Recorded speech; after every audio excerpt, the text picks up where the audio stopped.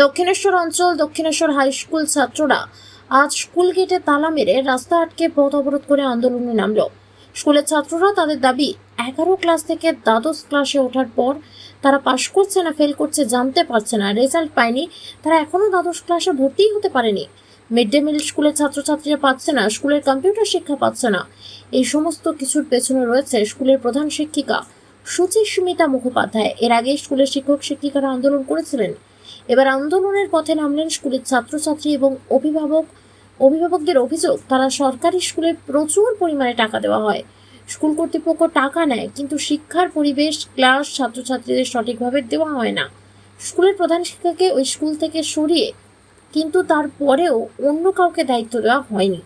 শিক্ষকরা বারবার ব্যারাকপুর ডিআই অফিসে যোগাযোগ করলে শিক্ষা দপ্তরের বিভিন্ন জায়গায় যোগাযোগ করার পরেও স্কুলে স্থায়ীভাবে প্রধান শিক্ষিকা বা প্রধান শিক্ষক না থাকায় প্রধান শিক্ষকের জায়গায় কাউকে দায়িত্ব দেওয়া কোনো কিছুই হচ্ছে না, যার ফলে সমস্যার মুখে পড়তে হচ্ছে ছাত্রদের। শিক্ষকরা অনেক চেষ্টা করে, তারা স্কুলটাকে সচল রাখার চেষ্টা করছে, ছাত্রছাত্রীদের শিক্ষাদানের চেষ্টা করছে, কিন্তু এডিআই এবং প্রধান শিক্ষিকা সুচিস্মিতা মুখোপাধ্যায়ের অসহযোগিতার জন্য ছাত্রদেরকে সমস্যার মুখে পড়তে হচ্ছে। একাদশ শ্রেণী থেকে পাশ করে দ্বাদশ শ্রেণীতে ওঠার পরে তারা কোনো মার্কশিট পায়নি, তারা রেজাল্ট জানতে পারছে না এবং তারা ভর্তিও হতে পারেনি। এখন এমন অবস্থায় অন্য স্কুলে তাদের ভর্তি হওয়ার মতন জায়গা নেই। সবকিছু মিলিয়ে আজকে ছাত্র এবং অভিভাবকেরা ফুলের গেটে তালা মেরে রাস্তায় বেঞ্চি পেতে বাঁশ দিয়ে সাইকেল দিয়ে আটকে বড়দের পথে যায় এবং স্কুলের শিক্ষকরা এই আন্দোলনের পক্ষে। এখন দেখার স্কুলের এই ছাত্রদের যে সমস্যা, সেই সমস্যার সমাধানের জন্য শিক্ষা দপ্তরের বিভিন্ন দপ্তর কতটা উৎসাহিত হয়ে এই সমস্যার সমাধান ঘটায়, সেটাই এখন দেখার। আজকে তোমরা স্কুলের গেট বন্ধ করে গেটের সামনে বসে বিক্ষোভ দেখাচ্ছ, কি দাবিতে, কেন?